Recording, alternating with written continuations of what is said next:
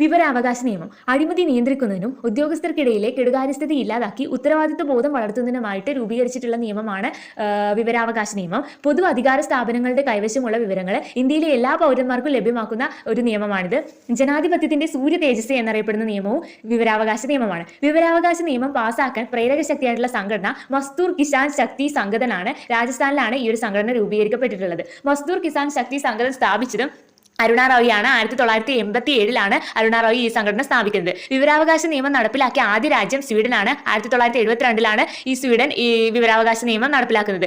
RTA ആക്ടിന്റെ മുൻഗാമി എന്ന് കണക്കാക്കപ്പെടുന്നത് freedom of information act 2002 വിവരാവകാശ നിയമം പാസാക്കിയ ഇന്ത്യയിലെ ആദ്യ സംസ്ഥാനം തമിഴ്നാടാണ്. 1997 തന്നെ തമിഴ്നാട് വിവരാവകാശ നിയമം നടപ്പിലാക്കിയിട്ടുണ്ട്. ദേശീയ തലത്തിൽ നിലവിൽ വരുന്നതിന് മുമ്പ് തന്നെ തമിഴ്നാട്, ഗോവ, രാജസ്ഥാൻ, കർണാടക, ഡൽഹി, ആസാം, മഹാരാഷ്ട്ര, മധ്യപ്രദേശ്, ജമ്മു കാശ്മീർ എന്നിവിടങ്ങളിലെല്ലാം തന്നെ ഈ വിവരാവകാശ നിയമം